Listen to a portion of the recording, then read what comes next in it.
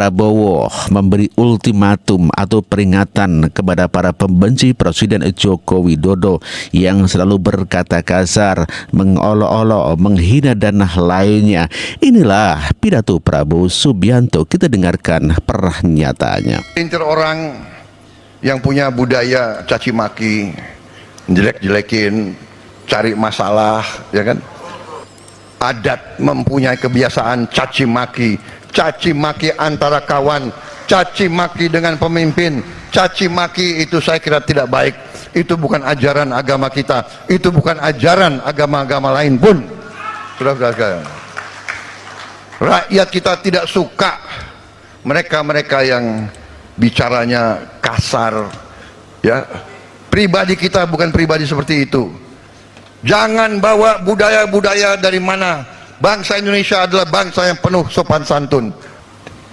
Dan akan terbukti tidak lama, pasti semua yang berbuat tidak baik akan kelihatan. Itulah pernyataan Presiden terpilih Prabowo Subianto yang memberikan ultimatum kepada para pencaci maki kepada pemimpin. Sepertinya ini adalah menyindir seperti Habib Rizik, kemudian juga Amin Rais dan juga Rocky Gerung yang selalu mengolok-olok Presiden Joko Widodo dengan kata-kata biadab, goblok, bodoh, bajingan, tolol dan lain sebagainya. Itu bukan budaya Indonesia, kata Pak Prabowo. Ya, jangan bawa budaya asing yang suka mencaci maki. Salah satu yang mengadu domba antara Pak Prabowo dengan Pak Jokowi adalah pidato Habib Rizik seperti ini, dan kita dengarkan pernyataan Habib Rizik. Presiden dilantik bukan dikasih saudara program yang bagus, dikasih apa? Beresin utang. Jokowi yang pesta, saudara piring pada kotor, Prabowo yang disuruh nyuci, ya. Kacau. Gak kacau kan? Orang lain yang pesta, ente bayangin lagi pengantenan tamu 1000, semua makan kotor gak piring, terus ente nyuci sendirian, gimana lu?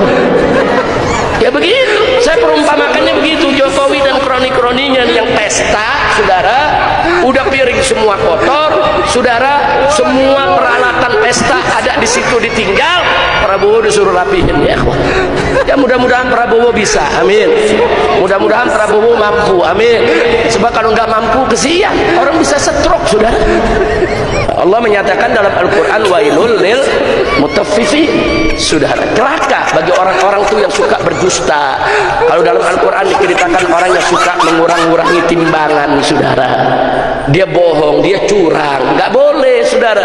Dan Nabi juga pernah mengatakan, man ghasyana falaysa minna, barang siapa yang mencurangi kami, membohongi kami, menipu kami, tidak termasuk golongan kami. Dan sejak 2017 dari Mekah sana saya sudah berteriak, saudara, siapapun pemimpin yang memperoleh kemenangan dengan jalan curang tidak akan berkah. Selain Habib Rizik yang selalu mencaci maki Presiden Joko Widodo, dikatakan Presiden Joko Widodo adalah goblok, biadab, dan lain sebagainya. Demikian juga dengan Rocky Gerung yang mengatakan kalau Pak Jokowi adalah bajingan, tolol, dan sampai yang namanya ya bintang film ini yang bernama Indro saja itu sampai nggak tega mendengar ucapan daripada Rocky Gerung. Adalah mempertahankan legasinya. Dia masih ambisi Jokowi adalah mempertahankan legasinya. Dia masih pergi ke Cina buat nawarin IKN. Itu bajingan yang tolol. Bajingan yang tolol. Sekarang ya, betapa Rocky Gerung itu siapa? Tapi dia bisa ngomong seenak jidat. Gitu kan. Di zaman Pak Harto, 2 hari dia ngomong. 2 hari saya berani taruhan kuping saya hilang. 2 hari selesai. Di zaman Pak Harto, 2 hari dia ngomong. 2 hari saya berani taruhan kuping saya hilang. 2 hari selesai.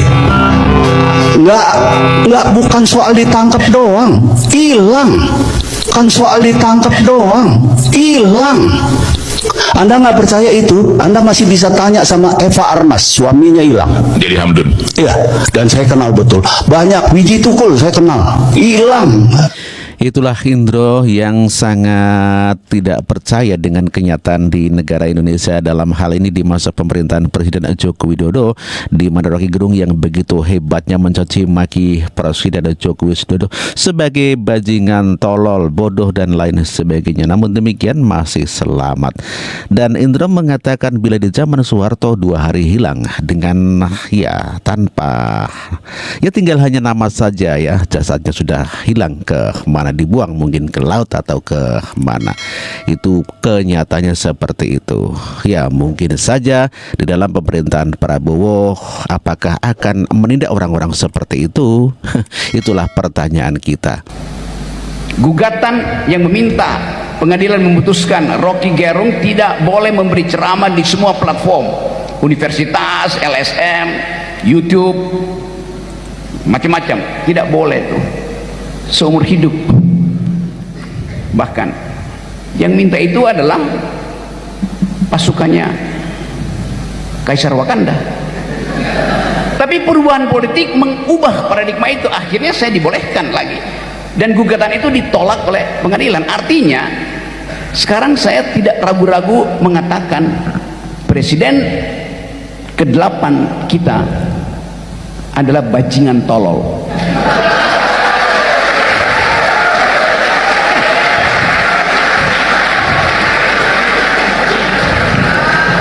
Saya sebut presiden ke-8 saya nggak sebut namanya.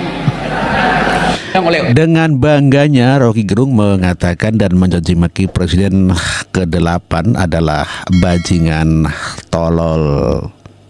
Selain Rocky Gerung juga Amin Rais yang begitu fasihnya mencaci maki Presiden Joko Widodo dan juga anaknya Gibran. Kita dengarkan pernyataan atau hinaan Amin Rais. Si manusia celaka, Gibran si manusia celaka, dan adiknya Kaisang dalam akun Fufu Fafa dibedah oleh netizen, maka keluarga Mulyono sudah tidak punya nilai lagi di mata bangsa Indonesia. Betapa anak-anak Mulyono ternyata sampah masyarakat tanpa faedah. Mulyono alias Jokowi adalah manusia toksik, manusia beracun, telah meracuni sebagian anak bangsa lewat sandiwara politiknya yang penuh dengan kebohongan, keculasan, tipu-tipu tanpa henti. Cucungok Gibran. Satu kata buat Mbah Amin. Amin Rais mengatakan manusia celaka, cecunguk dan lain sebagainya. Sebuah hinaan-hinaan yang sungguh keterlaluan.